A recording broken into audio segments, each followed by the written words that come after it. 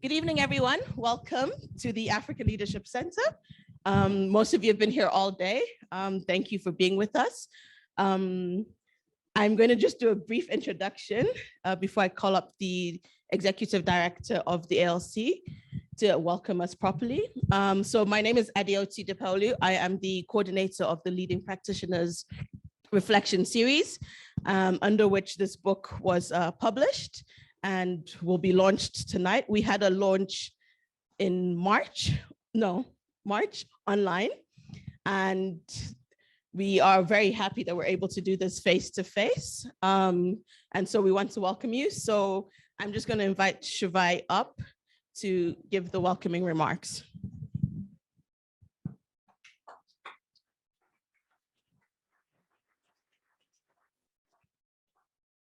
Thank you, Adeoti, and good afternoon to everyone. Thank you so very much for joining us here at the African Leadership Center. As Adeoti said, for those who don't know me, my name is Shivai Nyoni. I'm the Executive Director of the African Leadership Center here in Nairobi, in Kenya.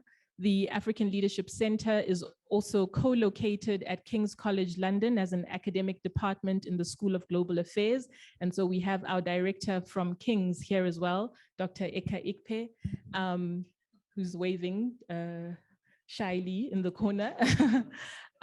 We have, for those of you who have just joined us today, today marks the end of a week or about 10 days of intensive activity that we've been having here at the ALC in Kenya. And the last time we gathered together in this way was in June 2019, physically. So we've had a series of very exciting activities ranging from things that are related to our training programs, our fellowship programs, as well as research. So some of you joined us at the tail end of our research seminars this afternoon. Some of the work of the research seminar is still around for you to see, and please do take a look and please do ask any questions, and we can direct you to some of the researchers or some of the curators of that research.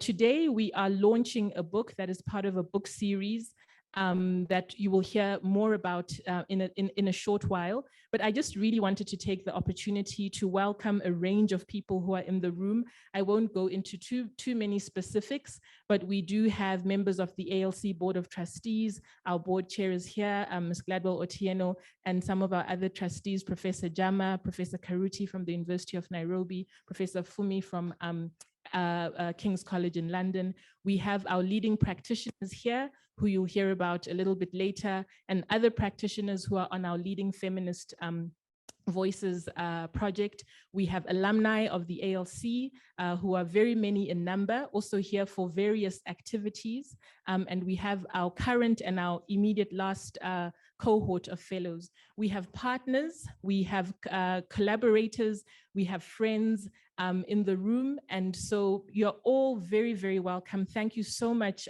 for joining us. We also have visiting professors, visiting faculty, mentors, all in the room. And I won't go into too many specifics. I'll allow Professor Fumi when she has an opportunity later on. We are really very excited, as Adeoti has said, to have this launch physically. It is the culmination of many years of work, but also really just an affirmation to us of the work that has been going on and that we are excited to see continuing in many, many different ways. So I'll leave it at that and would like to welcome Professor Fumi Olonishakin, who is the founding director of the African Leadership Center, but also Vice Principal of Global Engagement at King's College London. Prof, you're welcome.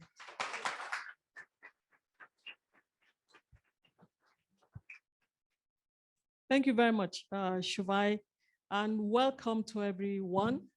It's nice to see, of course, some familiar faces that I've seen the past 3 days, but to actually see some new faces here for the book launch. Let me say what a pleasure it is to be in Nairobi. I've said this several times this week, as a visitor to the ALC and as a participant on a couple of the programs. I'm delighted to be in the company of our distinguished director, and executive director. There's a difference there. The executive director for the whole of the ALC is who you just listened to, and she had introduced a director at King's College in London. It's a privilege, actually, to be seeing this. But my business this afternoon, the task I was given by Shuvai, is to moderate this afternoon's events, and I shall do so without further ado. I wanted to give a little bit of introduction to the book series that you'll see. The ALC has been host to 2 book series. One is on African perspectives on peace building and leadership, which is the book that is going to be launched this afternoon. And actually, we had the first launch online as our duty. Dikweolu said, thanks for that. That was in March 2021. Right in the heart of COVID, because that book came out last year. Another in the series. I'll talk more about the series because we're about to start rolling them out rapidly. And that is what tells us about the continuity and the transitions at the African Leadership Center, because some of this work started under my watch and the previous director's watch. We've had 3 executive directors of the ALC, Shuvai being number 3. And there's continuity in the ideas and the ideals that the ALC stands for and promotes. And we wanted to build knowledge in a particular way and to fill particular gaps. But specifically on this series, we sought to do 3 things. We sought to address one of the gaps that we have seen when it comes to the field of peace and security, particularly that of building either nation building or actually transitioning into a stable polity, whether in Africa or elsewhere, but especially in Africa. The first is that Africa's voice and experience when it comes to the leadership of global and continental peace and security in Africa, that about, if you like, peace and peace building and political transitions, Africans' voice is scantily recorded, all right? Yet we have Africans who have led global peace missions, continental peace missions, political processes. When you hear the translation of that experience, sometimes you hardly understand it because it's been told by someone else, and it's being told in a slant, with a slant that represent particular agendas on the global system. We cannot be an African leadership center that is trying to transform discourses on peace and security for the purpose of changing Africa for the better, making us more peaceful and stable, but bringing ownership and agency to young Africans, but also to Africans across the generations. We cannot be that if we don't do the kind of quality work that begins to change that picture, that begins to change that discourse. We want to wrestle with that kind of translation very clearly and bring it home, not just in Africa, but globally. And that's the first thing. The second thing has to do with the need for intergenerational knowledge production and transfer, and the mentoring and the accompaniment that comes with it. That is one of the big vision, but of course features of this book series, especially the one that I'm speaking to at this moment. And I say this because if you remember, if you now go back to the books by African leaders, you have seen very few in the past decade or two. Those of us growing up at the time, we read Cheikh Anta Diop's book. We read Zambia Shall Be Free by Kenneth Kaunda. We read so many things. We read from a former president of Kenya by the same name as the current president of Kenya. You knew what they stood for. You knew what context they were responding to. And as young Africans, we understood the politics of it. I don't even have to name Kwame Nkrumah's books and various publications and speeches, some of which as a student I picked up from the LSE, London School of Economics, which is not good enough. But thanks to Tajuddin Abdurrahim, our late brother, he really memorialized the work of Nkrumah in ways that were astounding on the continent. But we have not actually collectively brought a body of work together that speaks back to the global discourse that allows the young generation of Africans to understand who their leaders were and are, and understand the lessons and experiences that they bring to bear on the continent and on the global stage. We have been sleeping for 2 decades. And I'm sorry, that some of us who meant well, who still mean well, have been part of that sleepiness. The ALC is changing that systematically. We're aiming to build a body of work that is in conversation with dominant paradigms of peace and peace building, and that privileges African ideas of change. That's the third reason why we're doing this.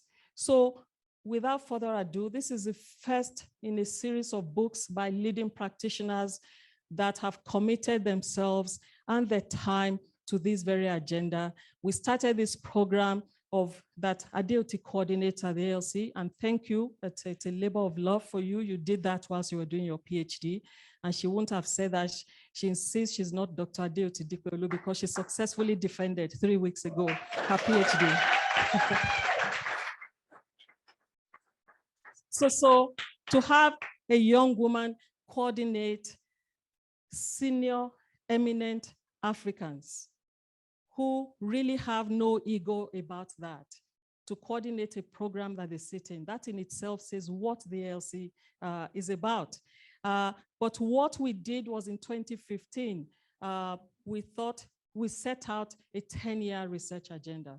And I consulted Ambassador Youssef Mahmoud, who was one of my mentors at the United Nations when I was there between 1999 and 2003, the second being late Margaret Vogt. And I told him the idea.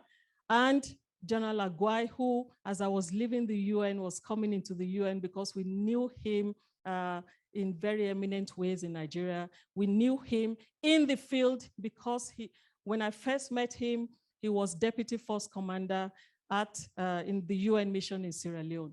Then he moved on to, many of you know that he needs no introduction. He moved on to UNAMID, which was at the time, the African Union Sister was AMIS first, and then we had UNAMID. It was first an AU mission, then we had a joint mission of the AU and UN in Darfur. He was Force Commander of that mission. And so approaching them to say, here's the dream. It's only a dream but we want to see whether you are interested in walking this journey with us. And they had no hesitation at all. And General Aguai, a book I produced before, he was one of the leading sources of just opening the door to, if you like, the UN environment that we didn't see from the outside. And I want to say how grateful I am. We all are to you. We want to pay tribute to you for just giving of your time and yourself. We then associated 2 fellows at the African Leadership Center. And to those 2 fellows, one is in the room, who's also co-author of this book, Albert Mbertem, who was a recent alumni of the ALC at the time as a fellow of the ALC, and Akimbode Fashakin, who's not here. Albert Mbertem from Cameroon worked with Professor Youssef Mahmoud, and Akimbode Fashakin from Nigeria worked with General Aguai, and we said it's a journey. That accompaniment that would allow us to learn strongly from those who have led these missions, and for the young people actually to walk in their spaces. We will hear from them directly today, to actually co-produce. This is co-production with a different slant. It's not just researching together, there's a story to it. And that story is what you'll hear this afternoon. And I think it's fitting, really, really fitting to have as a keynote speaker today, someone who needs no introduction in this region or on the continent, if I dare say, but I will still introduce him nonetheless. But I wanted to say how we're going to run this afternoon. We would listen to our keynote speaker for a moment. Then I will be in conversation with Ambassador, Professor Youssef Mahmoud, and with Dr. Albert Mbertem of the African Leadership Center in a Central African hub at the University of Buea. I'll be in conversation with them for a moment, and then I would hand over to you, the audience, to ask them questions. And that's how I hope this will roll this afternoon. So please bear with me. It won't be a long introduction. It will be one in which I want to highlight to you the interdisciplinary experience that Ambassador Mahmoud Malim brings to bear. And in doing that, let me say three main things about him. The first has to do with his career as a civil servant, which spans 4 decades. The second has to do with his own background as an engineer. I have found something about engineers, the way that in their very systematic and stylistic way, they build things, they create things. They look at almost everything like their tools, and then they begin to organize those things. And when I think of the institution that he led that I'm more familiar with, I'm less familiar than I am with ECOWAS or the African Union, but nonetheless, my own field means that I had to be familiar. So he has spanned, so from engineering to several aspects of the civil service. You have seen how he has operated in areas of disaster management, relief and rehabilitation, things to do with arid lands, development, institution building, mediation support, conflict management, political affairs and diplomacy.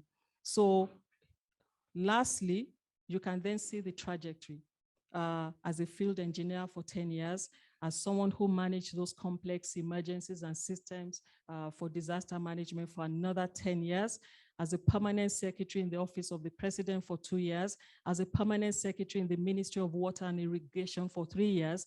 And therefore it led him to the institution that makes him most relevant to this evening's conversation, IGAD.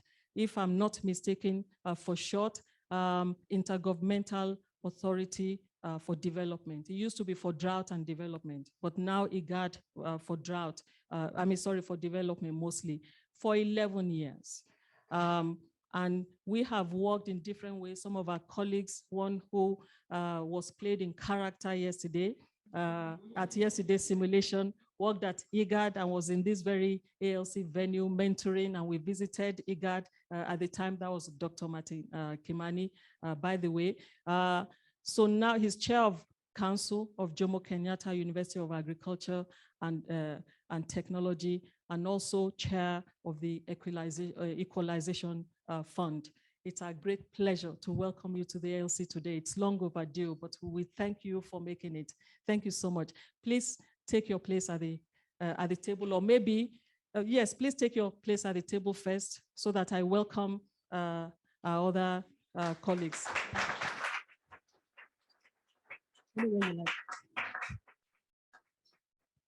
Thank you, Ambassador. Let me now welcome, without further ado, Ambassador Youssef Mahmoud.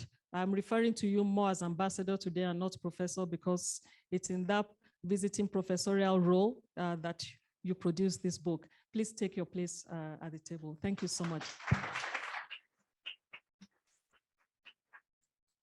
Last but certainly not least, by no means least, Dr. Albert Mbeatem. Please take your place. Thank you. Ambassador, without further ado, I'll hand over to you to give your keynote remarks. Do you want to, you can come here if you want. I'll clear myself out. Thank you very much. Thank you so much, yes. Well, thank you so much for that wonderful introduction. As you went, Professor, as you went on and on, I was looking over my shoulders to see who that person who's being introduced is. I wasn't sure it could be me, because generally I'm not a very bureaucratic person. But thank you so much. And I would recognize there's a very, very many big people here. So I'm not even attempt to go across mentioning all of them. But I might just say the high table, recognize the executive director, Shuvai, and of course, the new graduate, and congratulations. At the Adioti, and of course, colleagues from King's College in London. And ladies and gentlemen, thank you so much for the invitation. I have not had the privilege of looking at the context of that book, contents of the book, but I just, when Shivai asked me to come here, I just looked at the topic of the book, which was whose peace are we building? And then I was a bit curious, and I said I would look at the background of the authors, and I realized that my colleague Ambassador other than being, of course, an academic, has had a stint in the UN, and so is the previous speaker. And I said, okay, well, I do know how the modus operandi of things in the UN are, or is rather, just like those of you who have had an experience in how governments work, the modus operandi is, and those who have been in the civil society, there's also a different modus operandi. So we all come from different species, we have different experiences, and even though our background may be the same, we are differently socialized differently. So we look at probably the same prism for different sides. So I said, I hope I don't contradict anything, but having stepped in the room a little earlier before the launch began, I had the privilege to listen to some of the earlier speakers. And a lot of things they were saying really converges with what I thought I should also mention. So I think the previous university students and the first presentation who I found on the stage were very relevant. So this is an important question. The question of whose peace are we building is very, very important and very relevant. Should have been looked at much more earlier. Probably these are some of the failures of those ones who have been in the industry. We should have looked at this much earlier. And so it's a nice question.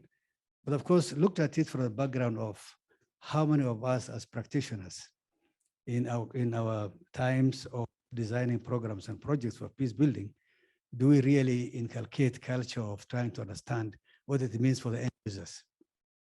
This is the most important thing. So you look at various work that has been done, then you see bits and pieces of what it is in for the end user, but necessarily it has not been picked up very, very thoroughly. And this is something that is not really a criticism to specifically the book, but all of us, because this is something that happens. Secondly, this is also the issue of timing. What time are we talking about when we're building the peace?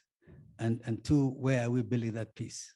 And what are the levels of engagements that we expect? So this ranges from the community level up to the highest levels of political leadership across the globe.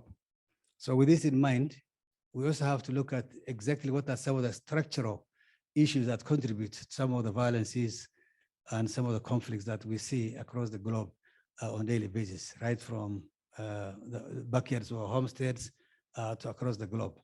And things like poverty.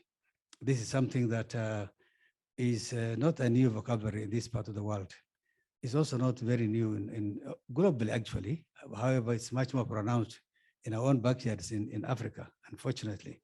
And this is a great structural contributor to the frustration of people and people getting outside the sphere of their daily lives and livelihoods and the daily understanding and the breakup of cultural links in families and in communities that then makes people bare and turns people into the animal instinct in the human being really comes out when somebody is poor and does not have much to do. The economists who are here would know better than me, some of the readings I've done. Poverty, they say, is divided into a relative or absolute poverty. And relative, they say, is a kind of poverty that we talk about in towns. If you are driving a Toyota Corolla car and you want to drive a Mercedes Benz, then you are relatively poor in your mind. That's not the kind of poverty we're talking about. The absolute poverty, they say, are those who lack basic social services, running water, shelter, schools and health center and issues like those. They even go far and say there are those that are then under the absolute poverty who are referred to as vulnerable groups. Now here in northern Kenya, where I come from, we say those are people who don't lit fire. So if you're in Nairobi, you can see the way I'm dressed this morning, it was so cold. It's not the coldest in Kagadi, Nairobi, but it's relatively cold for me this morning.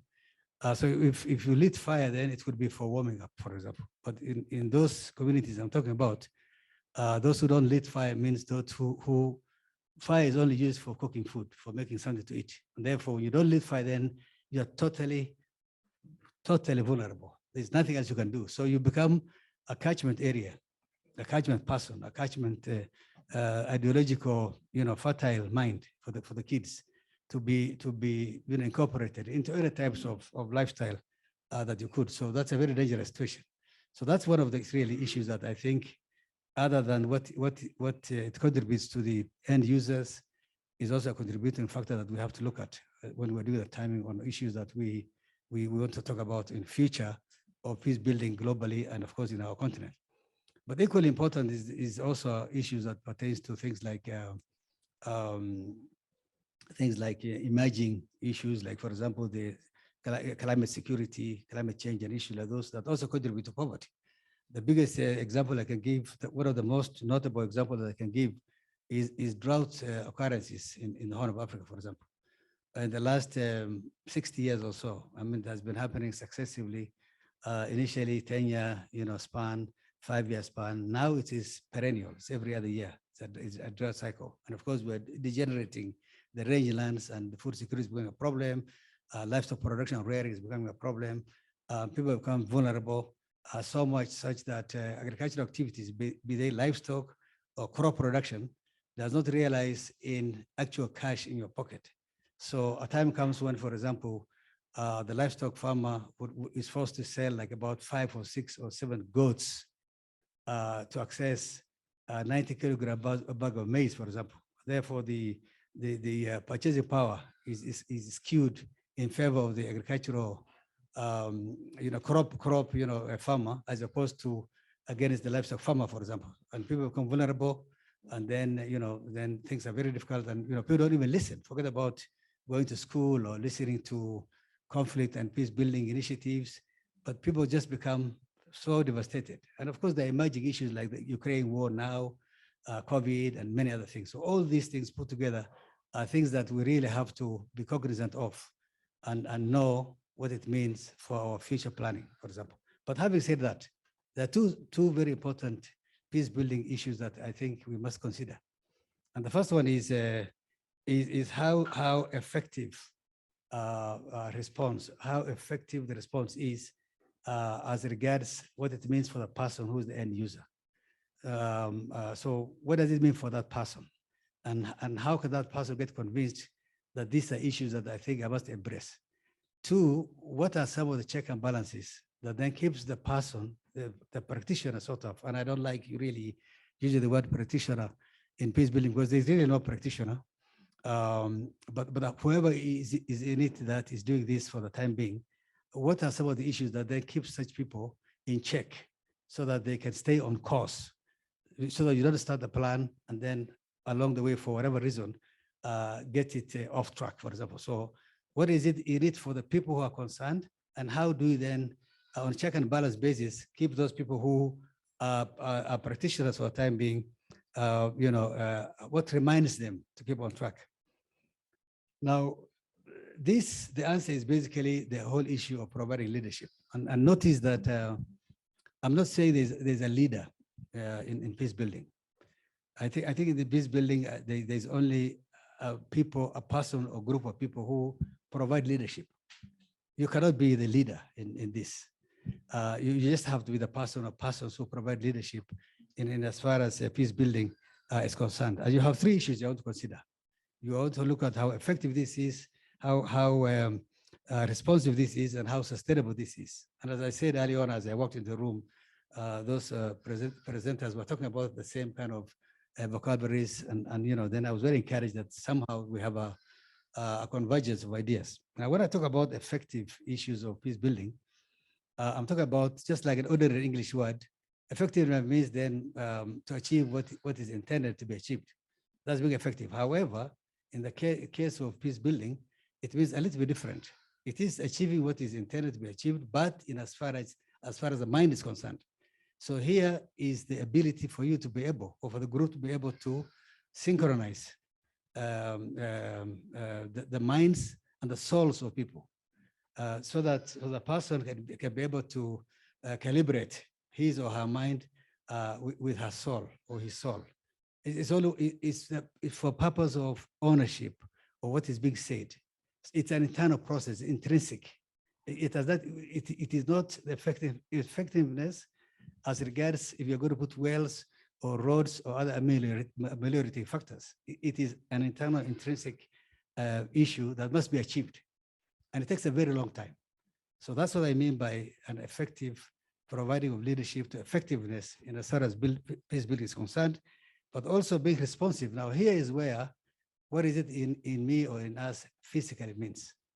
What was it that was a cause problem of some of the issues you're trying to ameliorate? Is it that people are sharing water points that results in conflict? Is it just ordinary thuggery? What's the cause? So what is it that makes people know that, yes, something we've owned up, we've had, we think is important, but we have a byproduct that we think gives us the opportunity to believe in it and be able to stay on course with it. And finally, and not the least, the whole aspect of sustainability. How do you sustain what we think we've achieved in that amount of time T in which the process went on? And this is, this very serious difference. And here, as you heard when the last speaker was introducing me, coming from a technical background and trying to move into social science, peace building, I've discovered that there are things that ordinarily are very difficult to measure. And this, I refer to them as process development. So you have to go through a very long process, tedious, owned up, get that definition of effectiveness in as far as bringing people on board are concerned, and then have that synchronization of the mind, the responsiveness articles, whatever those are, stay on to a very long time. And here, definitely will require some kind of political support. And politics is, again, conflict building and peace building is a very dangerous tool. It's a dangerous tool, but it's also required. So I equate it to like the oil of the engine in your car. No oil, engine overheats, and then of course you catch fire. A lot of oil, engine seizes. So that's why you have to open your engine and use a dipstick to look at the levels of oil. You just can't put all the oil you require, for example. So you require a dose of politics for purpose of well, thank you for smiling, because that's a fact. That's where the problem lies. So we require some kind of dose of politics. And this dose of politics is very difficult to, nobody can prescribe it. It's not like take 2 tablets 3 times a day. It's like just looking at the person's eye, get an eye contact, and then know how you deal with different politicians at different times and what their interests are, for example. That's very important to realize. Now, the most important issue here is to avoid a reversal of the achievement gained at that time, and to do that, again here, some politics is involved, but at the same time, this is where a high-level governmental ownership is concerned. Is the aspect of trying to peg your achievement on an institution. Now, without an institution building and an institution that can receive and can run what has been achieved over a long period of time, and again over a widespread area, they will not be able to sustain your peace. Therefore, then there's really no much meaning to achieve it. So building it on institution is very important, and avoidance of personal issues or personality issues. So and that's why I was saying there can be no leader in peace building. You just have to provide leadership. So anybody can provide leadership. The pictures we saw earlier during the day here with women groups and other people in the villages dancing and accepting. Those are some of the people who probably are in a position to provide leadership, then others can emulate, for example. So the question of efforts to build your efforts on institution building is very important. And some of these issues are some of the examples that I can give from the institution I worked for, IGAD. And before I went to IGAD, and in the course of growth in the civil service career, as I was at one time Director of Relief and Rehabilitation in the Office of the President, and some of my work involved drought responses, conflict management, and issues like those. And I remember in the early 90s, one time when I invited what is now, and I don't know how you all are familiar with Kenyan administrative system. We used to have what's called counties now, we used to be called districts. So I invited for a meeting 10 district commissioners at the time. These are top civil servants at the district who then coordinate government activities. And I was called to State House the next morning, and I was asked, why is it that you are calling district commissioners? What is it that you want to tell them? It had such a serious security connotation, for example. So you can imagine starting from there. And why I was calling them was just to tell them what we have on record about the issues of the conflict in their communities, those districts. Those were the arid and semi-arid districts of Kenya, and how I could get them to be sensitized about what we think we can do, to tell them the resources we have and how we can help them get people together, for example.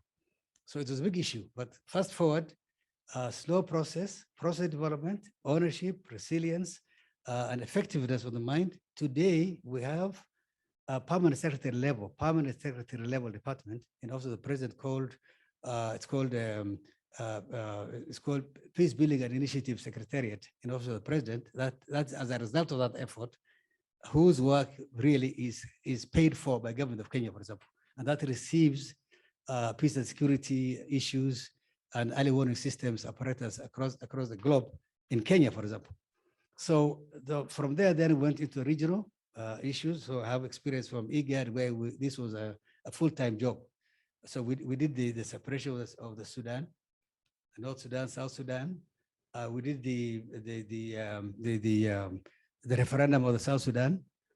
We did the independence of South Sudan. Then as we speak, still the government of quote unquote government of national unity in South Sudan is still going on as a result of the fight that took place in December 2013. And the story is very, very long. In fact, this morning in Serena Hotel, I saw Minister Deng Alor, who was Minister of Foreign Affairs of the Sudan, although he's from South Sudan at the time, and we chatted a bit, and he was involved in all these things. I reminded him that last time I saw him, he was a detainee after 2013 occurrences, and I ordered food for them. They were about 15 or 16. And now he's a minister, he's back in the government, but you can imagine the kind of evolution of events and occurrence of various events and the upheavals of politics, what that can do, and the importance of peace and security and mediation and capacity building and understanding of what that means, even at the political level. So those examples, we did Somalia, we did the Somalia process that has installed the government in Somalia, and now we had, this time we had the fifth, I think, election in Somalia, for example, even though it's not a fully fledged election, as we all know, but it is semblance of kind of democracy process. So stories are bound in IGAD and other regional economic communities in the African continent on issues of peace building. And then very important also is the understanding that this cannot be done in isolation. So much as every agency has its own interest, every government has its own interest, then the question of using multilateral agencies, the UN, the EU, the World Bank, the IFC, all other African Development Bank, our own, and many other multilateral agencies and foreign governments as co-partners in peace building is also very, very important. But of course, again here, you do know, it's not rocket science to understand that, of course, people have different visions, they have different friends, they have different, angles of view of issues. But you want a common one where then you achieve the effectiveness I was talking about. So that's also a very important thing. And also norms. The cultural practices, norms, understanding, belief that must be followed. This probably is probably the simplest, but it's very easy as a practitioner, if there's anything like that, or someone who's working on this particular time, to get tired and feel that this is boring. If members of the discussion tell you, look, we every so often we'll take our prayer break. On Friday we'll take a midday break, or our lunch is so sacrosanct, or we have all these things. These are norms. But if you really want if you want people to respect and keep listening to you and value what you are doing and your contribution, then their norms is very important to follow. And also the use of the citizens, the citizenry, the people, the common people. are so important. So peace building has no class. It's a classless, and boundaryless activity that must be recognized also as so, because you get a lot of information on the ground, and that's where the ownership is required to be done, and also provides the checks and balances. If you come back for purpose of following up on sustainability, for example, then that's the place to begin. So really, I think the question of who we're building peace for is very clear. It's for ourselves, it's posterity, it's for our children, it's for our globe, it's for our survival, it's for our homes, and it's for our investments. There's no doubt about it. But how we do is very important. When we do is very important. Considerations, all these factors is very important. And it's very important to know that it's not an African or European thing. It's for us, all of us. And it's very important for us to have a nexus or cross-section that gets us, all of us together, and for us to be able to pay for it. Peace building is not free. Some of our, in this continent, and the USG will tell you, we sometimes make programs and look for people to pay. So it's like waiting for your laundry in your house to be done for you, and then brought back when it is pressed. This is the kind of impression sometimes I get. You must pay for peace building and conflict management in our own backyards. It's ours. So I think I will stop here for the time being, and then probably as the authors make their presentations, I will come back and take questions even. Thank you so much for having me and for the invitation.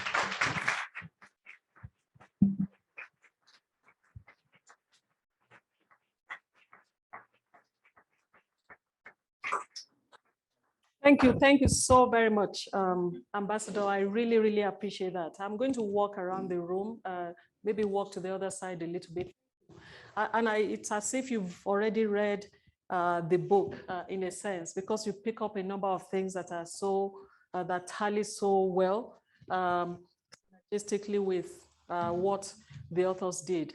What I'd like to do is to have us hear directly from the authors. And I want to do this in 3 parts, ask, three sets of questions. And I might do them intermittently in a sense, but just so you understand what I'm trying to do here. One, I want to try to understand the contributions, let's tease out the key contributions of this book to the global discourse. But second is this intergenerational relationship. What was it like?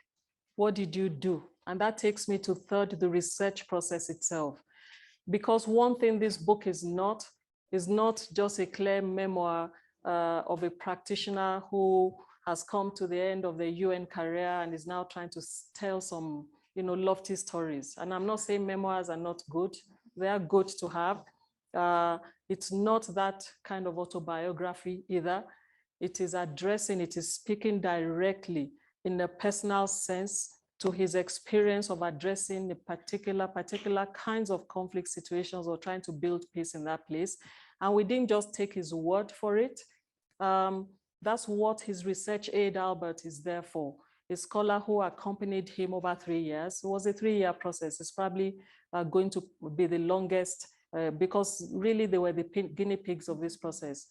Albert himself, therefore, had to go to the different places where he said he worked, or at least communicate to some of the people he said he worked with to hear what they had to say.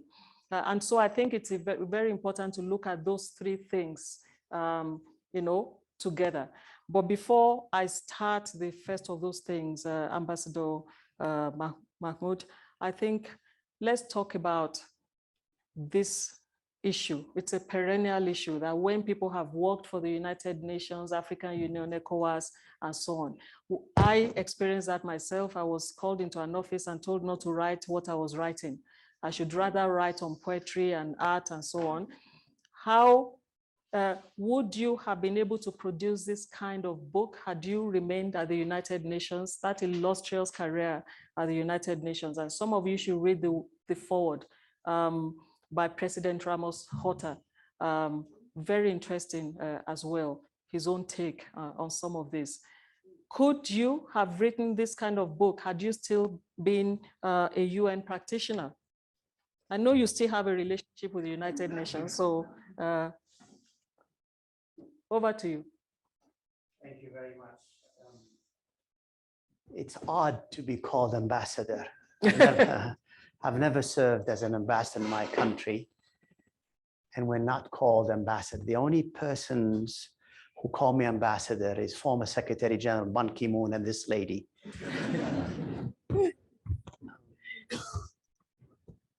The short answer is no. Right. For two reasons. One is that when you are in the heat of action, trying to build peace, you don't have the time to reflect. Second, you might be coming up with reflections that might disturb. And so I would not have been free to be the disruptor that I have decided to become had I remained with the UN. And so this book is essentially a series of reflections on some of the errors that I perfected in good faith, trying to build peace with very little to show for it. And in the process of that reflection, I started interrogating some of the received paradigms and wisdoms that have informed the mandates I was entrusted as head of several peace operations. I did not question that wisdom. And one of the reflections is that the paradigm under which I worked were really an international translation of a particular experience of certain hegemonic paradigms. Those who built the United Nations. It's their experience, but they have asked the United Nations and canonized it, so it becomes a guidance for building peace. And so I've realized along the way that peace building, UN peace building, did not build peace, because it was informed by certain assumptions that were not resident with the end user. And more importantly, they were wedded to a number of illusions about peace. And when I bring up these illusions about peace, they, as an old colleague, they listen to me. It goes from one ear to the other. It doesn't really register. Why? Because the work of the United Nations, the starting point for building peace is violence and conflict. We were trained to find out, based on a different tradition, that if you analyze the root causes of conflict and address them, positive results will ensue, which is not usually sustainable. In other words, we were basically brought to firmly believe and preach that if you were free of diseases, you're healthy. So I focused on analyzing the diseases as my entry point to get peace and to get health, let alone well-being. So my starting point and end goal is not peace. My start point and goal is end violence, which is a priority because people are suffering, understandably. But to call conflict prevention and peace building as peace is pushing it too far. When I first arrived in Burundi, I asked my colleagues to go around and ask ordinary citizens what peace is. They came up with 3 answers. The first one is living in a house under a roof that does not leak. The second one is to have at least one meal a day. The third one is to be able to relate to the other without fear. Because in a country that has gone through internal violence, the first victim of violence is trust. So we've said, if this is what they understand peace to be, can we put aside the mandate that were given to us as the ceiling, as the mantra, and use that mandate as a floor? And we will build the ceiling to peace by listening to what people understood. And that was not in our mandate. We thought that these, quote, broken conflict countries were blank pages and people were projects. And we treated them as such. And our effectiveness was measured by what we have done, not but what they have done with what we have done, speaking of impact. And therefore, there was no sustainability talked about. And then therefore, peace building activities that we were entrusted to, quote, deliver, unquote, is a series of timed interventions based on a particular vision of how states should be rebuilt when they are under internal stress, so they can remain healthy member of a state-centric international system that is easier to be controlled. As you know, the state is an invention, it's not an African invention. You've heard me say that the African state is neither African nor a state. And the reason some African states survive is because they have integrated in their charter, in their constitution, traditional autochthonous governance. So all of these things would be an anathema if I were to exercise my vocal cords in the corridors of the UN. They might think I have taken leave of my mind. Because this is not the orthodoxy. So that is a lengthy answer to say differently, no. Okay.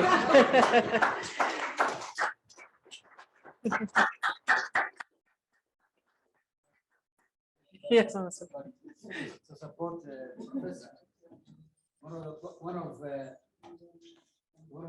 my most unforgettable surprises I ever had with the UN. Well, I have not worked for UN. I haven't ever been on assignment for UN, but I can legitimately claim that I work for them, because then I have been programs and everything, and we have been working with them. So my biggest unforgettable event was when a friend of mine who was a senior officer from the UN would go to meetings and he would go on and on and on in his speeches, and everybody complained, not once, not twice, not thrice. And because people thought I was his friend, they sent me to him and they said, Mr. Mahmoud, can you talk to this man? So then I had coffee with him, and he told me, look, this speech of mine, when I do it, I have to refer to New York. When it comes back, there's 4 or 5 pages more. So I really I feel for those who work for you or work for you. Thanks. Thank you. What I want to do is just cite with several aspects of the book as we go, because one of the contributions, you have put it so eloquently. You said you alluded to that much in the book as well, but conceptually, you also disrupted. And actually, that's what this project was meant to do, to bring leadership to bring it to the forefront of what we do, but not leadership as some individual at the top of a vertical hierarchy. Leadership as meaning something else. On page 10, where you both talk about leadership for peace, you say here, much has been written about leadership and much has been written about peace. the latter of which is largely considered as simply the absence of violence. However, relatively little attention has been given to the nexus between the two, leadership and peace, and the paradigm shifts needed in the nature and practice of leadership in order to bring about strong global diplomacy for peace. The few published works relating to the subject tend to depict leadership for peace as the heroic efforts of well-meaning outsiders entrusted with carrying out short-term liberal peace-building solutions. In these publications, aspirations for peace tend to be depicted negatively, largely as the absence of or reduction of violence, as the order that follows the end of war. This negative peace tends to shift focus away from the hard work of putting mechanisms in place to repair fractured relationships and nurture resilient institutions.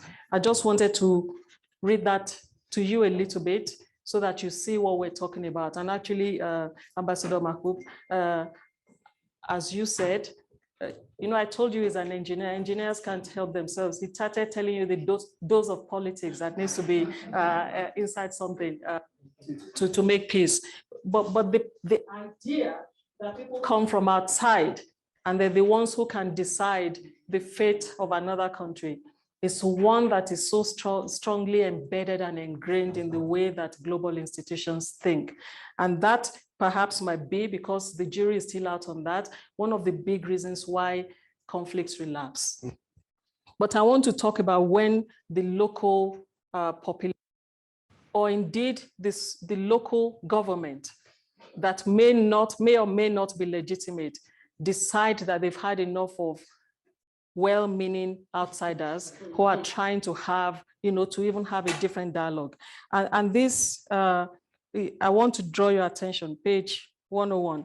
When you hear that UN representatives were PNG'd, all right, declared persona non grata in the institute, more often than not, and I have to say, you and I haven't sat down one-to-one to have precise conversations about this, but I know I've sat with a couple of your colleagues that have been PNG'd. More often than not, it is when they begin to work with people directly against the mandate that they've been given, which is usually in cohort with the local leaders, the elite that they want to wrap their arms around at all costs. That's what tends to happen. You have on page 101, why was I asked to leave Burundi? And he's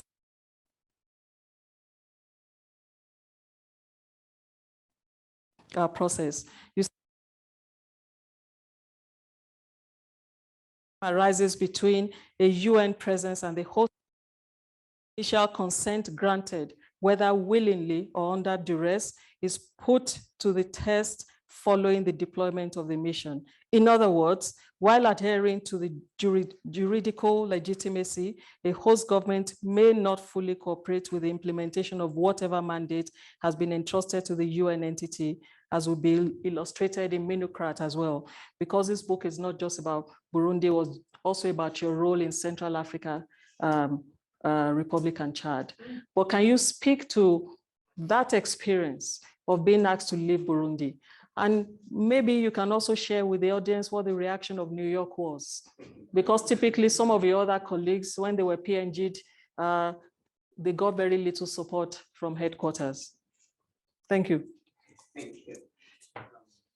Let me just back up on the peace and leadership quickly. Yes. Question. By listening to people's understanding of peace, I've realized that peace is not an end goal, but an ongoing complex process of becoming. Peace never arrives, and if you think it has arrived and take it for granted, you lose it. That's why peace building should be an integral part of governance, constantly nurtured. But we focus on conflict because it's far more visible than peace. We take peace for granted until we lose it. The second thing is about leadership that I've realized. It's not about the leader, it's about the ship in leadership. It's about creating processes that would unleash the leadership potential of others.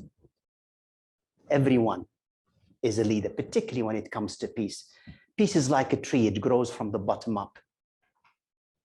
And therefore, it is not, whereas we were under the powerful assumption that if the state can start a conflict and the state can end the conflict, surely the state can build a peace. It may be true first, but not the last proposition. So that leadership for peace is about really facilitating a process to enable that endogenous wisdom to emerge and guide you, so you're not unwittingly perpetuating in good faith the same problems. Now, I was not PNG'd, I was selected out. That's how the government put it.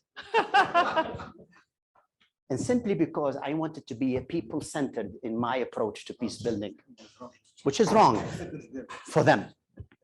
Because, you know, it's easy to say citizens and people, and even though in that country, it's really a bunch of citizens without a state. The state was not a referent.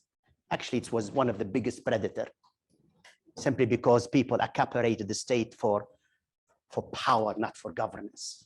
Does that sound familiar? And so anything that goes not through or with the blessing of the government, your days are counted. In fact, I don't know how I survived 3 years. Most of my predecessors, they've done 1 year, 1 year and a half. It's another story. And so one reason is because I insisted that there will be, whatever we do must be self-sustainable.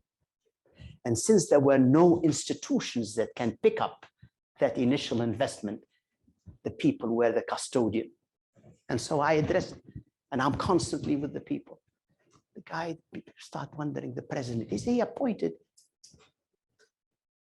and accredited to the government or to the people? And then matters became a little bit more delicate when I followed up on very, very egregious human rights violation of assassinations and so on and so forth, which unfortunately made me even more vulnerable because the UN doubled my protection.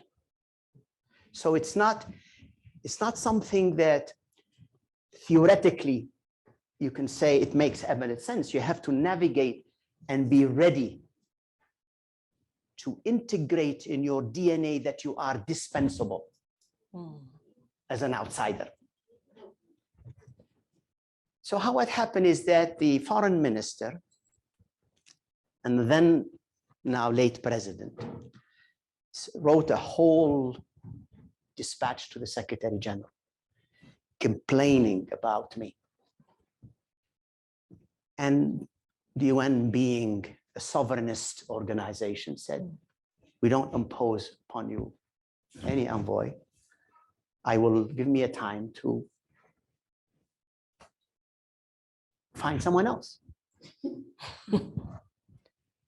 And the Secretary General, Ban Ki-moon,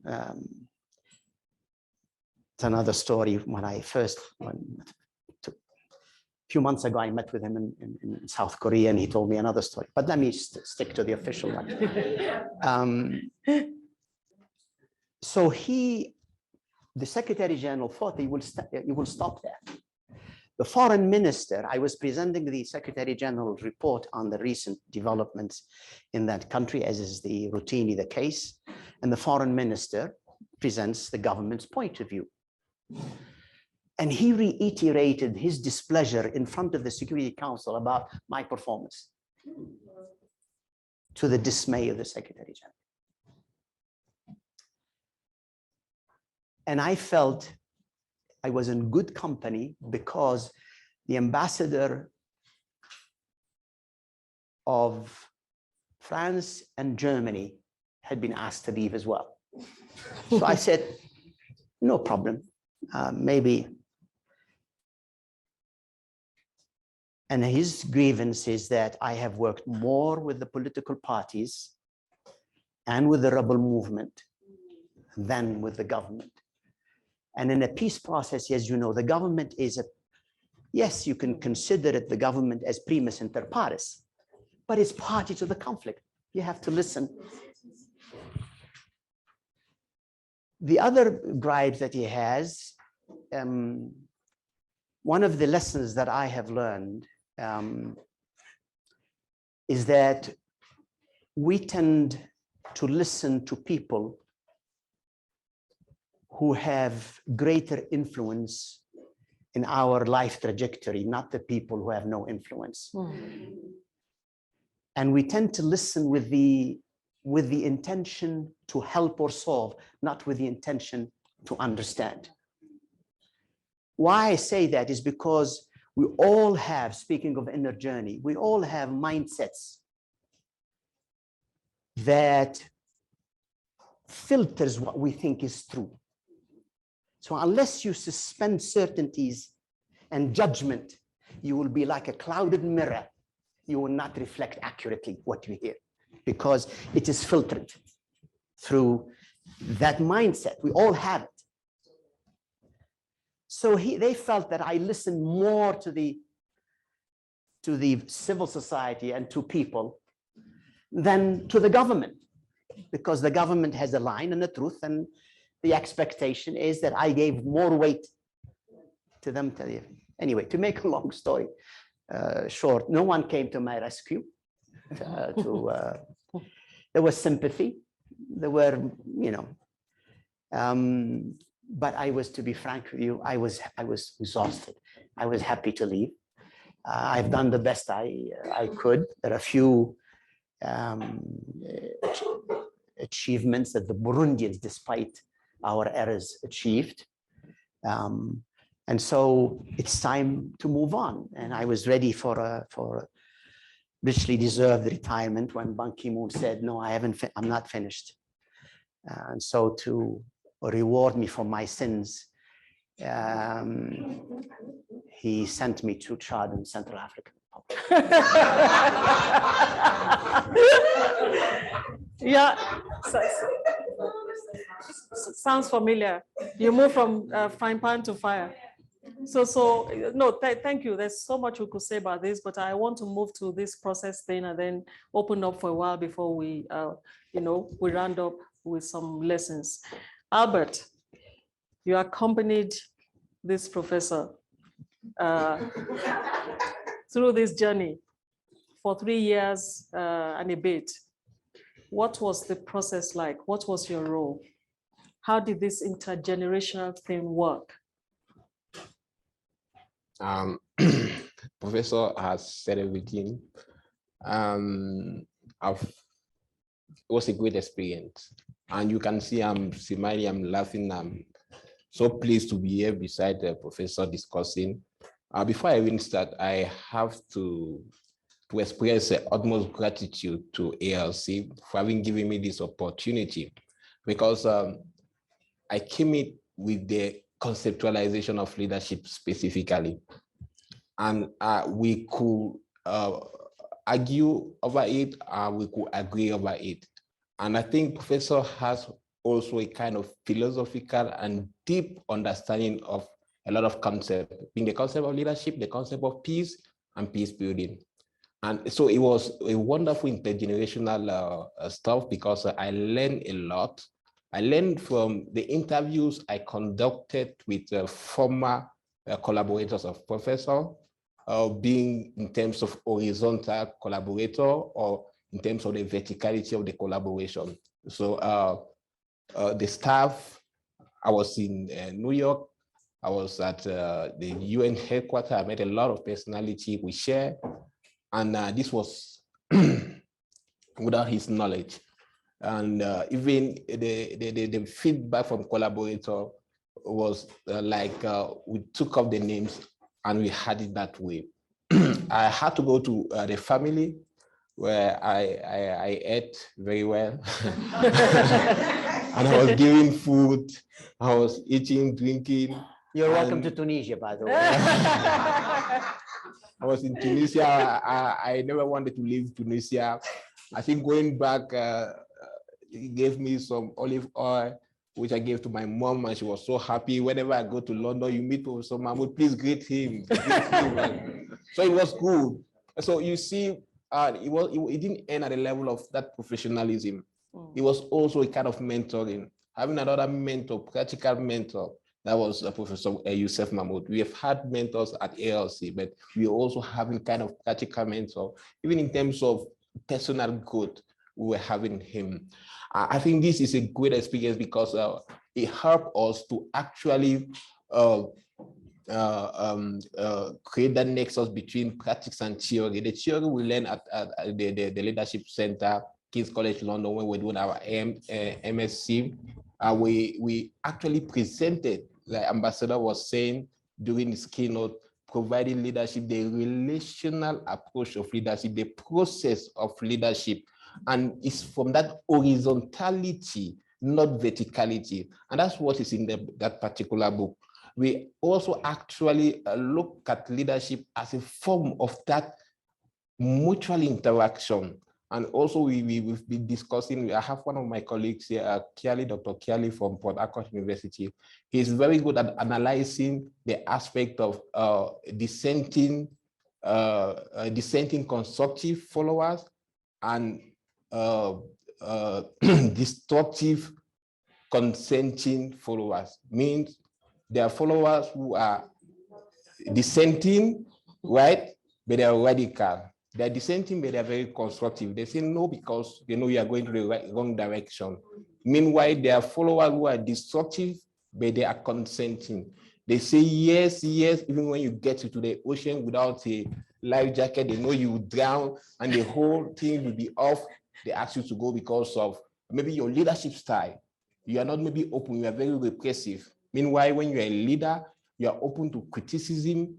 Then you find followers telling you the truth, telling you what to do, sharing with you. So telling us that leadership is a collaborative affair. And he says leadership is not about you. He has been saying it repeatedly.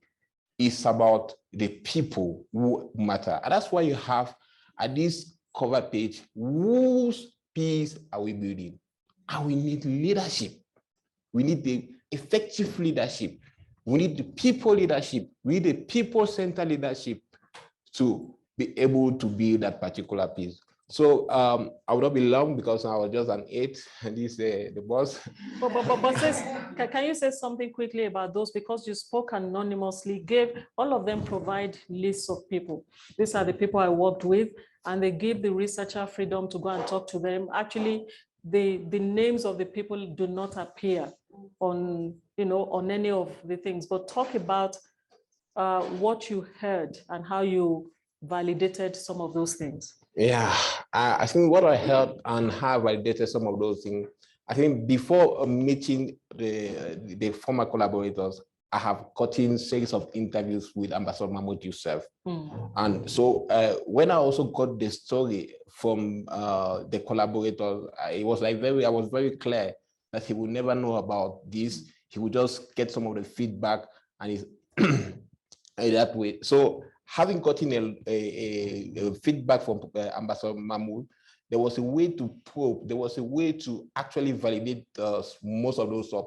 But maybe out of omission, you will see there was a kind of matching of what I got from him and what I got from the field.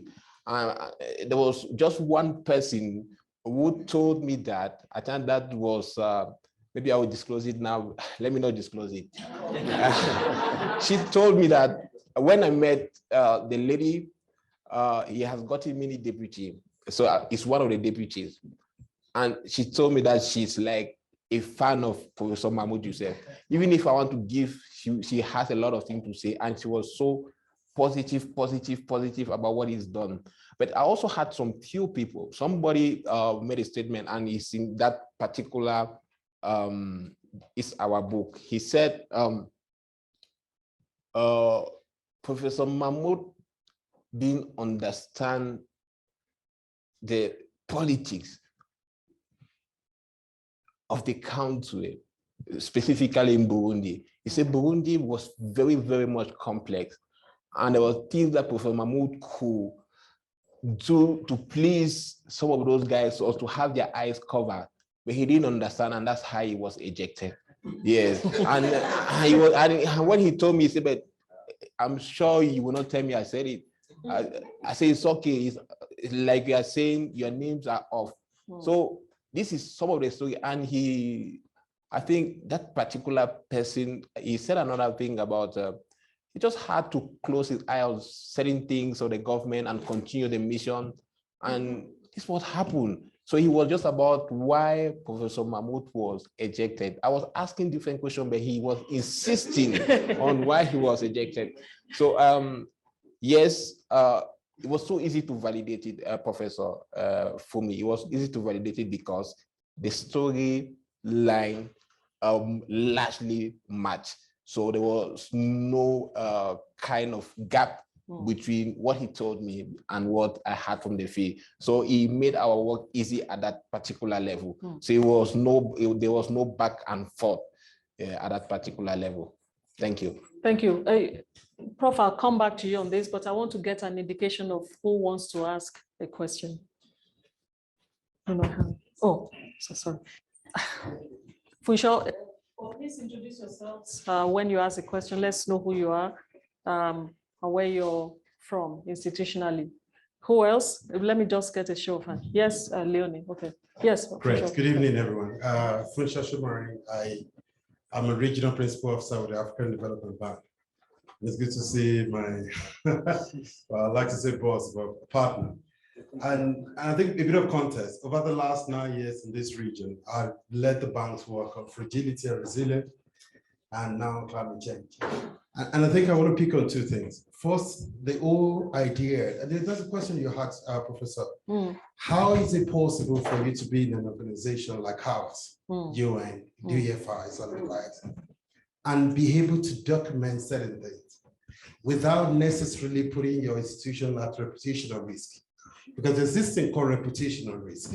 We don't know what it is, but you must follow it with the whole of your heart, with the whole of your life. And I think there's a bit of a change. So I have started over the last 9 years documenting a lot of things, building case studies from the work that we do. And I have to say this, they're very complex. You know, they are not things that can be easily explained by economic theories, particularly in the African context. So it's important to understand and appreciate that complexity, but not as a way of running away from it, but as a way of understanding it and, you know, interacting it differently through the lens of the people that we are developing. You know, let me use that word, developing.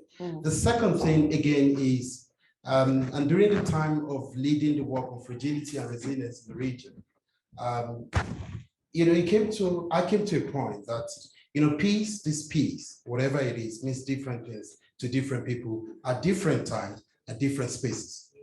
What peace means to you in the morning may not be the same in the night. And it's very important to understand that how do we move away from using global frameworks, global templates in solving very localized understanding of peace? And I don't think I have an answer, but it's very important for us to understand part of the complexity, the need to understand that this peace means different things to different people.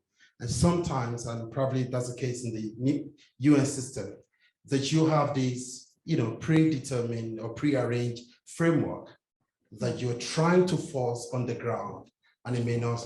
So is there a room for building a kind of a bottom-up approach to what does peace mean in a community in Burundi, not just peace in the whole of Burundi? And we may then begin to aggregate those areas. Now, we try to do that in development, and I use the word try, because you're trying to localize the development needs of the people and allocate resources to that. But unfortunately, the decisions that are made, and this is the part, the decisions that are made for millions of people are usually determined by, you know, less than 20 people. So if they don't have a local understanding of the realities and the needs, chances are that the use of the money may not be able to solve the problem. So I'll keep it there. I don't think it's a question, it's just reflecting on No. how, thank you. Thank you. And I wonder whether because you are with ADB and you're focusing on development, it's easier for you to document those case studies. Whereas when you are at the heart of a political process or political institution, nobody will touch you if you document at that particular time. Having said that, and Professor Youssef can come to this. Right. Okay, that says it all.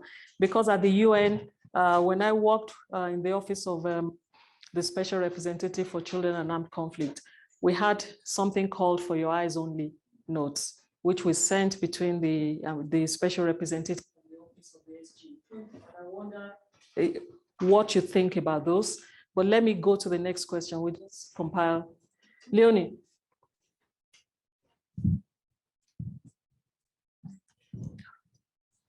Hello. Hi, my name is Leonie. I am a 2021 fellow. Thank you so much for the interesting keynote and panel discussion. I guess my question isn't really formed, but I wanted to ask about the general conceptualization of peace and security. And it feels like there's this general shift towards focusing more on peace as a concept and as a tool and as a field of study in comparison to security, which I feel like people are diverting away from. So I wanted to ask, what does that mean for actual peace building when you're focusing on peace as a field of study in comparison to coming from the field of security? Thank you. We have one more here, but we also have a question online, I understand. Who's going to read the question online? Oh, he wants to ask a question directly. Is it David? Okay, so we'll come to you, David. Just let's hear Sita's question. Yes. Thank you so much. I'm so excited to read. When I first met Prof. Mahmoud, in London, you were just starting on the project. I think you've been on the project for a little while, so I'm very excited to see the result of it. I wanted to ask both of you questions, I'll start with Robert and then I'll come to Prof. Mahmoud. You say that you develop very good relations, right, with the prof and with this family and with this anonymous list of people. What's the word? How I'm going to phrase, how did you manage to maintain objectivity? Because, and to filter the different perspectives, especially if you were hearing things from the sort of the list of anonymous people that were critical or in conflict. So how did you manage to do that? Because I do think that's an important, especially in these kind of intergenerational relations. So I'd be really interested to hear your perspectives on that. And then, Prof, I have kind of two questions. The first is on the UN Security Council and the whole women, peace and security agenda. And a big part of it is supposed to be including women in peace processes. And a lot of what's come out recently and sort of reflections on the agenda is that that's failed and the UN is failing to do so.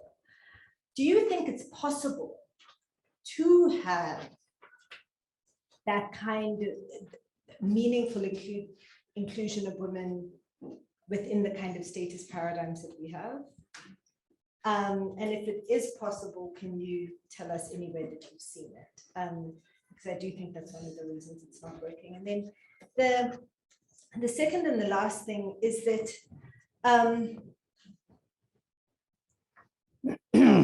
and I think linked almost to the question of what's security and how we think of security, is that the peace building paradigm that we have doesn't allow for the fact that violence gets displaced in other places, even when you've got actual peace. So in South Africa, for example, interpersonal crime and quite brutal crime has increased. So fewer people are dying than were dying of being murdered than were being murdered in 1990. But you're going to be killed drinking at a tavern or by your partner. And so how do we include those ideas of the ways in which violence manifests in other ways, even if there aren't people in uniform shooting? Thank you. I'll take the very last question because I've seen no hand. Oh, all right. Let's go to David first, and I'll come to you. It was David. I've just seen Kumba's hand. David. Yes. Can you hear me? Are you there? Yes, Profo, can you hear me? Yes, I can hear you. Yeah. Okay. Thank you very much. First of all, congratulations to Professor Mahmoud and Albert for this fantastic book. As a point, I really enjoyed the way also the book is written. I particularly enjoyed the narratives about Professor Mahmoud's father and the lessons he learned from that interaction with a parent, but also looking at leadership with siblings. And I really, really love the story about the best friend in high school. That mastery, that skill of being a knowledge producer, but that produces knowledge that is accessible to the people is to be, it's commendable. So thank you for giving us that example. And my question is therefore phrased this way. At what point did you become a knowledge producer? When you were in the system, did you become a knowledge producer? Was this book written before you decided to write a book? Or was this when, this exercise of Africa Leadership Center started? And in the same question I also asked to Albert, can you tell us a little bit, as a knowledge producer, your entry point into the project? Was it a matchmaking? Or was it a mutual, interaction, something that happened? Only the moment of entry, Albert, just for those of us who are learning how to write, and for Professor Mahmoud, for those who are learning how to tell stories that have, political implications and all this, but are also deeply human and personal. Again, my sincere congratulations to both of you, but also to the Africa Leadership Center for realizing this project, and many more are coming. Thank you very much. Thank you. Thanks so much, David. The very last question then comes from, one of our students. I won't deny you, Kiko, but let's hear from Kumba. Okay, so very quickly, Kumba first, Kiko second, and Karuti third. Yeah. Thank you. My name is Kumba Toure, and I'm here, right here from Senegal. And yes, thank you so much. I've been fascinated in listening to the stories. And one thing in Senegal, we have people who sell little birds in a cage. You give them 50 cents and they free a bird. And it's actually a good deed. People do it when they want to travel, when they want to break out some bad spells and stuff like that. And I always use that image because in peace building or in many development projects, I feel like that's what people do. That we buy the freedom of the bird, but we forget that somebody had to catch them, to put them in there. Somebody had to build the cage. For them, those birds were not born in those cages. So it looks like, and I'm maybe one of the critical people about many of these systems, is to be in the process of peace building in that way where we forget what made this situation happen. That there is a UN system that can watch member states of the UN go and exploit other countries, create the situation that actually make this problem. And then that same system, brings some change, which I can call it, to repair this situation. Like, what is it? So when I read the title, whose peace is it? And I'm wondering, really, is it that some people or this work, the way we're working in this institution, is to make peace for certain people. Peace for those who are white, peace for those who have money, peace for, a certain category, peace for men, but really it's not for everyone to be at peace. So it only matters, the problems of people in Mali becomes only a problem when some white French die, or something like the French company is not able to take gold. Then all of a sudden we need peacemakers. But before that, we can be in non-peace and nobody cares. Thank you. Kiko, do you have a mic next to you? Thank you so much for that.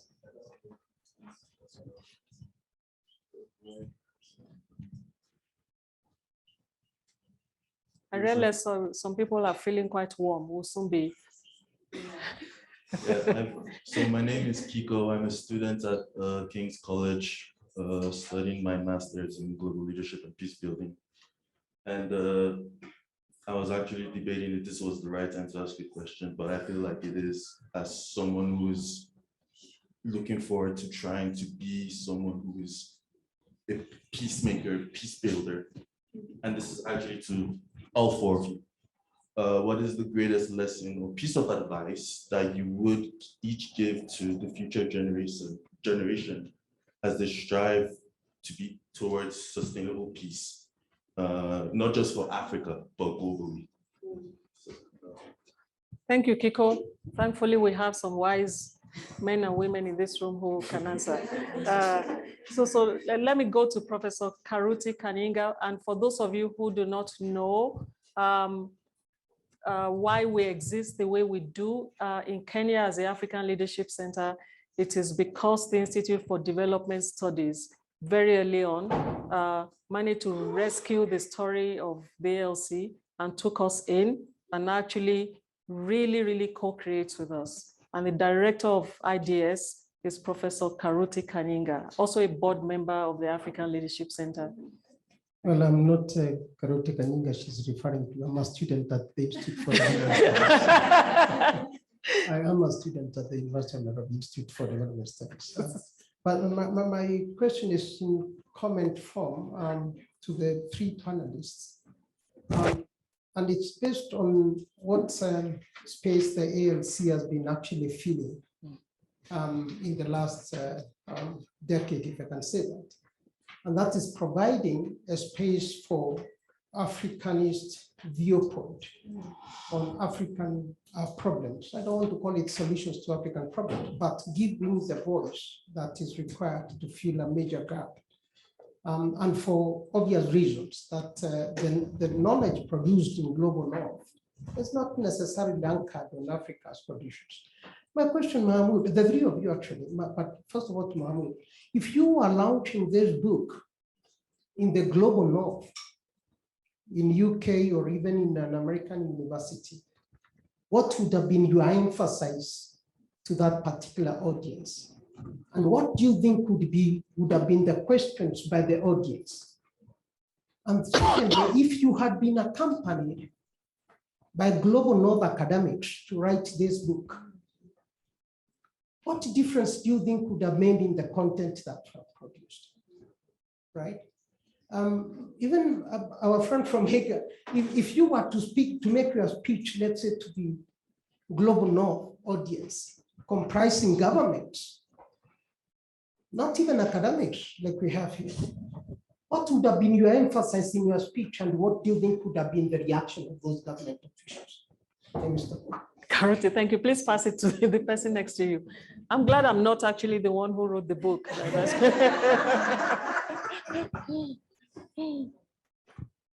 Good afternoon.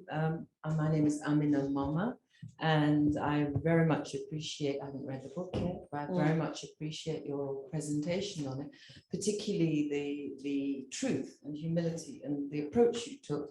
I love the way you began by saying it's actually the record of almost I have a favorite child's book called A Series of Unfortunate Events. It's a children's story. It's beautiful, but that's what it evoked in me. And it's a series of errors.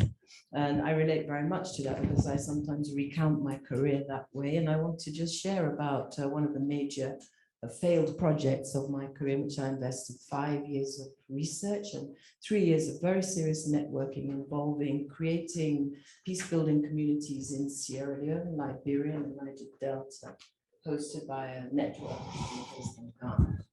And that project could not get funding, but it was drawing on an experience, an encounter I had, which taught me, in a sense, about women's history of peace work. And I ran into a network called the Network of Women for Genuine Security. It's been around for many, many years, and it's across Southeast Asia and the Pacific. So they're an anti-militarist network of feminists, and in each country, so it's a beautiful structure, but it's a network with very little formal structure.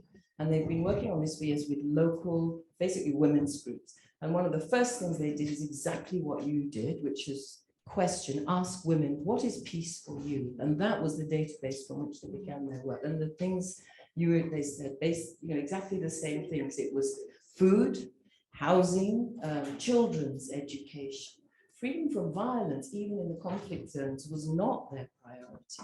So they immediately re-educated all of us on what is peace. And exactly, when this was like 20 years ago. So I just wanted to say that this thinking, it's beautiful that you've documented it. Women have been arguing against the dominant paradigm of state-driven efforts to compound the evils that states have already done for decades, but they're still powerless. But this network, I wanted to bring that example to Africa and design something similar. It was not possible. I think donors could not countenance it. It was too early. And I find this very often with working mostly with communities and movements. They already know all this. And it is powerful that you have lifted that up, given your status and influence, to unlock the paradigm, to sabotage it, actually, because the complicity of all that has gone on and its evident failure, particularly in this region, has to be stopped. And this kind of, we've invented a word in our own little group, which I credit Bev Ditsi with. The thing is to be the disruptors of what exists and to start from the bottom with entirely new people-centered processes.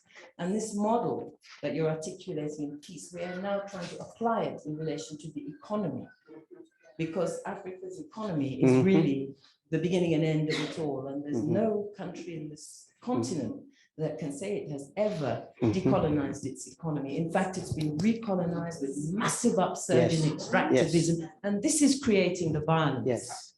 The violence. So states, I want to add transnational corporations, the DRC. I mean, we have to take on the transnational corporations that are destroying people's lives with their extractivist practices. And you cannot begin, as you said yourself, from the definition of peace, you cannot begin to talk about peace when we have no resources. Somebody said it must be paid for. Well, that project never got funded. So it's one of the biggest failures of my entire career as a researcher. And I can't forget it because of that. So thank you for a little bit of affirmation over a massive failure. Thank you so much.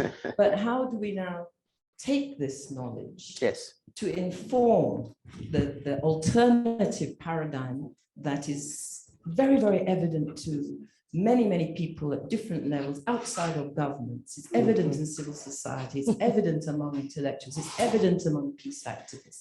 And we've known this for decades. So how do we now translate this mini sabotage to actually make real change? So I would like you to speak that. And I would also like to know a little bit more about, the women's stories behind your discoveries. I've heard your sensitivity to their reality, and I want to push a bit more and say, so in the process of the book, where were the women in this process that you two engaged in? Thank you very much. Thank you so much. I will not take any other questions, even if they're online, please. I'm trying to manage the rest of the time. Shuvai, can I ask, do we have are we drinking and cocktails or something today? We're eating. Okay, so we will have time. Yeah. There will be bitings. And I think water and juice, sorry, for those who might expect a glass of cocktail. The reason I say that is that we will have time to interact, engage deeply still after this. But I want to give our panelists some time to respond to the very rich questions and comments. Be selective if you want, if you think you don't have enough time, because I think it will be good to then move into the interaction phase, because I know that our colleagues have asked deeply rich questions.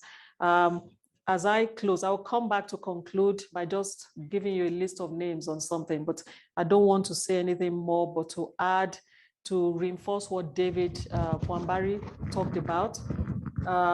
And what he means by this is a connection between your own personal story and your overall leadership journey, and how you try to apply this to the problems you were asked to solve in relation to peace and peace building.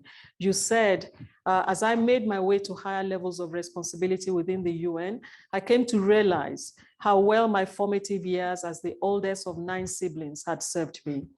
Throughout this period, I learned that leadership is not what one does to others, but what one does with them. Over the years, through various professional training and development experiences, I gained a deeper understanding of who I am as a leader and my different leadership styles. I asked myself how it may have accounted for certain of my decisions, or how it might have affected the personal and professional well-being of others in various contexts. However, none of the above predetermined that I would take on the senior leadership positions I will go on to assume at the UN after joining it in 1981 as a junior linguist in charge of its language training program. What stood me in good stead was my thirst for education, my ambition to partake in the organization's peace and security work, for which I was not academically qualified. And I've realized I was perpetuating things that didn't make sense anymore with distance. And particularly seeing how Burundi, after I left, but even not because of me, but because of all that efforts, and that is nothing self-sustainable.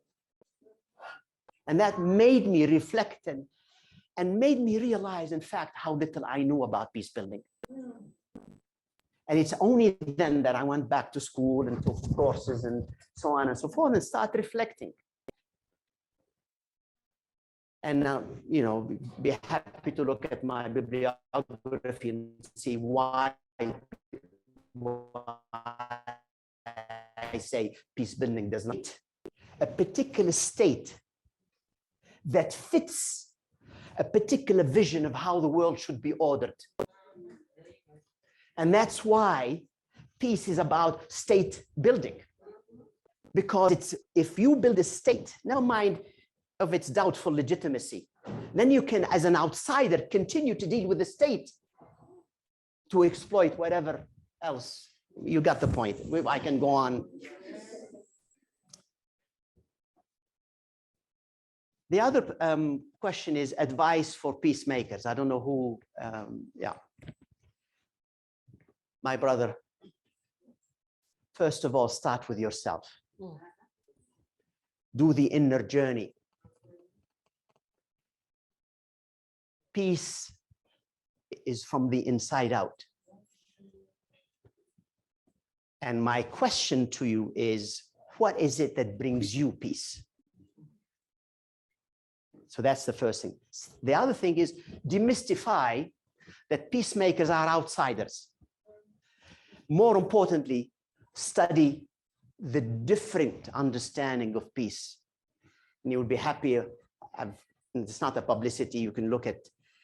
I have discovered how biased my understanding of peace is.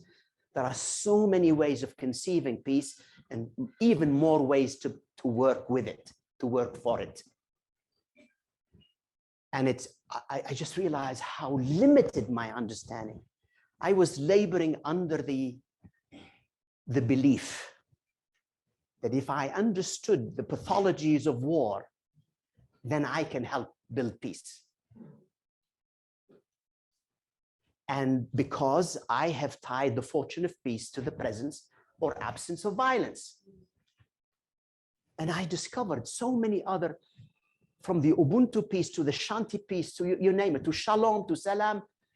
It's amazing. And all what they have together is relationship. That's what they have in common. So that's my advice. I made all my errors in peacemaking and realized that all that I've learned in the teaching of mediation and negotiation between rebel movements and the government of Burundi failed me because I thought about peacemaking about me. And more importantly, I did not listen. I didn't know how to listen at that time because I thought I had the solution. In fact, I had prescribed I have described the solution from the books I've read. And I thought I was ready because I was expected to hit the ground running. And I really, j'ai failli me casser la gueule, as they say in French. Now, the other question is really the ALC. How can we, it is important to make sure that as an ALC and as African leaders, not to say what you taught us the North is wrong. It's a perspective. All we want is for them to listen to ours.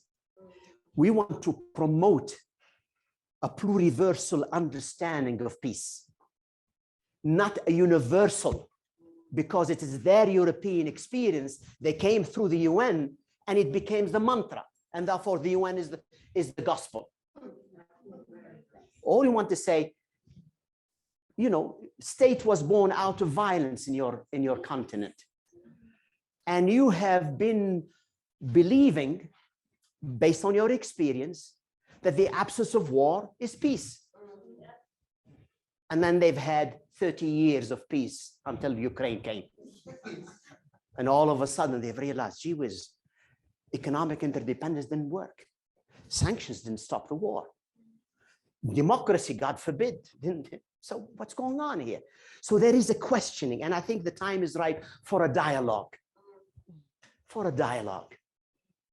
And this is the role of the ALC. We're not saying African perspective are better. It's just simply we're closer to the problem. We have the solutions. We have a point of view. Let's have a conversation. And let's stop this hegemonic relationship of a donor and receiver. It's not a favor. It is in our interest that we all together work through and find our way to humanity 2.0, because humanity 2.1, which is destructive and violence driven, has brought us all to the edge of the precipice with all these code reds that we have. So I think we can be an assembleur, and we bring these different experiences and perspective and make room. So it's a safe space, in my view, for it. The last one is, how do we bring this knowledge paradigm and translate it? And so there is a group, and this is the role of ALC again. You are incubating the future. Education is one of the rare human enterprises that prepare for the future. And so we have to imagine the future and bring it to the present, so something can be done to shape it. And so the ALC has a very important, through its convening, through its communication, through the research you're doing, through the publication, through these books, to say there is another perspective. And bringing to the attention of decision maker, to the A3, that there is another vision that is steeped in our tradition, in our endogenous understanding, in our culture, that we have to make room and be assertive. The problem is leadership. It's another story. I think the others, I don't want to go on, but these are some elements of an answer that I probably did not give it any justice, but be happy to continue the conversation. I wanted to offer some information before I hand over to Dr. Ika to give us just brief closing remarks and vote of thanks. The book that you see, of course, the authors are here to sign it, but I think Adeote has given me the message and Shuvai that ALC people, these copies are not yours, all right? These copies are for non-ALC people tonight. If you want the authors to sign, very well. Non-ALC people, because ALC has more copies for you. If ALC people want more copies and you don't already have, we will give them to you. But just to say that we have limited copies here that are for the non-ALC people. The two book series I talked about, this is African Perspectives on Peace Building and Leadership, the first in the series. I will soon talk about the next steps here, but that's the point, African perspectives that I've not gotten. The second one is on peace, society, and the state in Africa. Again, newly minted. This is for our fellows and alumni community and our researchers. As we're producing the PhDs, they're beginning to translate the PhDs into books. The very first in the series is on leadership, nation building, and war in South Sudan, the problems of statehood and collective will. Bloomsbury Academic Publishers, Dr. Sonia Teron.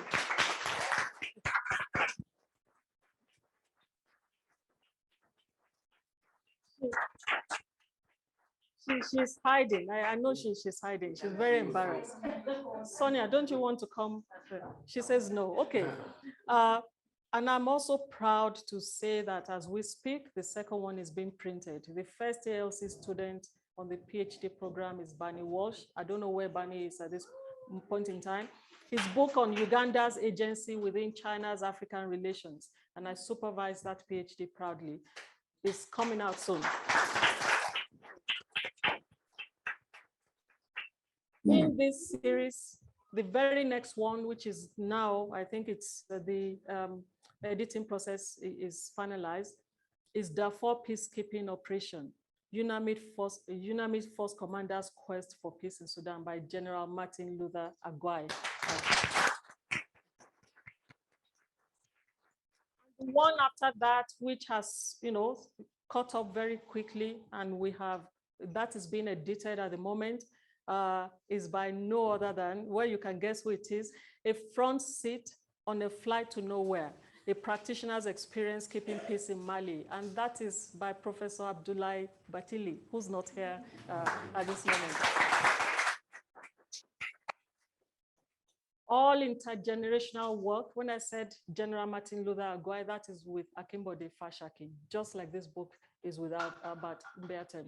When I said a front seat on a flight to nowhere, it's with Leonid Aza, yes, who's in Kodesra at the moment. Wow, this is so exciting, but I want to just introduce what we have. So we're having more and more leading practitioners and our fellows join us, but we were now deliberating creating a project on leading feminist thinkers and practitioners, or feminist, Adeote, you tell me, what is it? Leading feminist voices. And I just want to give you names. The rest of our leading practitioners, reflections, series authors aren't here. Are here, but some are not here.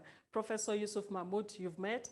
General Martin Luther Agwai, you've met. They opened the gateway. Professor Abdoulaye Batili, whose book is coming out. Then we have in the room Dr. Fatima Akilu, who, for you to see the interdisciplinary work, comes from a background in clinical psychology, moved into peace building, and her work as founder of NIM Foundation is world-renowned. And she's sitting in this. She's also, why do we have all this self-effacing? Even myself, I have to say, people in the room. I found out my personality trait is self-effacing, but I have to perform in front of an audience. All right? So we're all trying to do it. But Dr. Fatima Akilu, you're very welcome. You've seen her the past few days. Miss Bisi Adele, Dr. Fatima Akilu is also working with one of our students who did intercalating medicine. Intercalating program, a medical doctor from our Institute of Psychology, Psychiatry, and Neuroscience, but also did her master's at the ALC. They're working together on health and peace building. Then Ms. Bisi Adele Efayemi, who's coming at peace building from a development and funding perspective, working with Tony Ajao. We have Ms. Tokodi Diza, who's a member of parliament in South Africa, and actually I think still a minister now, worked on talking about her role, her first role in the political transition in South Africa under the Mandela government, working with Nompilo Ndlovu. We have Dr. Majak Dagot, who was Deputy Defense Minister in South Sudan, I believe. Yes, was working with Sonia Turon. That relationship is shifting because I think another fellow is taking over. Then we have one that I'm excited about, which is the combination of Mr. El Gassim Wan and Ambassador Ramtane Lamamra, talking about the 6 years together at the Peace and Security Commission at the African Union. So we have 3 more coming that are being signed up, but we're just being systematic about this. The body of work has to speak to those things we've been talking about. But newly minted are leading feminist voices in Africa. We spent 1 year researching who they were in Africa. And it's true that we knew some of them before, but that was not what impacted this work as much as the evidence that came. Adeoti, you led a team of former fellows to do that review. And we have in this room today, Ms. Kumbature. Working with? She is working with Iris. With Iris, yes. Who's not here at the moment? Iris, I can't, Kumar. All right, I'll try. Yes. Then we have Ms. Stella Sabiti. Stella, I've known for a long time in this peace and security terrain. When your name came up, I really laughed excitedly, but I was not part of that research. Who's based at the African, well, you spent so many years at the African Union, but actually she's done some groundbreaking work when it comes to the connection between gender and security. It is good to have you here. Yeah.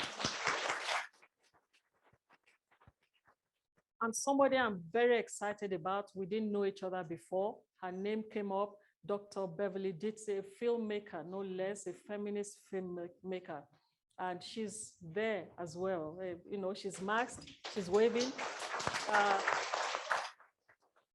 Stella is working with Patricia. Yeah. And Patricia, oh my goodness. I've just seen Patricia after how many years away from the ALC? Well, I don't know. I'm sure you've been at the ALC, but we just hadn't seen each other. I think that's an excellent match, actually. Then, of course, excuse me? Yes, where's Tendai actually? Is Tendai in the room? Yes. Oh, Beverly is working with Tendai. I think that's an excellent match given the interest of Tendai. Actually, I'm jealous. Then we have someone that has just been a star visitor to the ALC over and over that I've known for a long time, who even tried to involve me in that in some field, peace building, women's peace building project that was mentioned, but whose name, of course, not surprisingly came up, Professor Amina Mama, right? Who's working with, where's Radwa? Who's working with Radwa?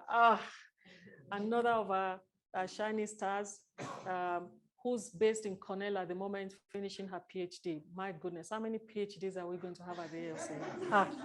Exciting. Nice. Last 2, they're not in the room, so those are the 4 we have here. We have Miss, can you help me with, Machilo? See, I was going to pronounce it like an English person, I'm sorry, Motsei, yes? Yes, who's not, who couldn't make it here, working with? Where's Sarah? Yes, Sarah Abed, who really joined, these fellows are joined in the last year, and they worked online. some of the most exciting and excitable people for the ALC that I've met. It was so good to see them firsthand. So Sarah is working with Ms. Motse. Last but not least then, we have Zida Mangeli, who founded the Resource Center for Women and Girls in Kenya, who's working directly with Ivy Nyawira. Yes, okay. I just wanted to list them so that you know that these books are not one-offs. We're going to keep them coming, keep breaking, new barriers as we go, to speak back to the rest of the world, to be in conversation. I'm going to hand over rapidly to Eka to close us, please, so that we can go eat that food, if you don't mind.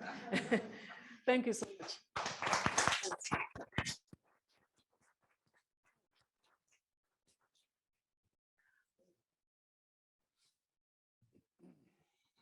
Thank you. Thank you very much for that. I want to, add my thanks to all for all that's gone on here today. I thought I don't want to keep people from, let me not say cocktail, because I got into trouble last time for that, from biting. So I'll be very brief. I want to say it's so appropriate that we wrapped up this week's activities, or these 10 days activities, with the book launch today. And I think what we've seen this evening actually speaks very much to the heart of what the ALC is truly about. And some points that have struck me here are around how all those on the panel have spoken about what leadership means. I pick up what Ambassador Mahmoud Malim said actually when he started and said leadership is not about particular persons, I'm paraphrasing here, but about practicing leadership in key moments. And we pick that up and we see from the work that both Dr. Mbiatem and Professor Mahmoud have done here, how that is very centered in what has gone on with that work and what they've shared with us here. We pick up from that what I believe we heard Professor Mahmoud say today, that leadership can come from anywhere, and it's what is done with others, not to others.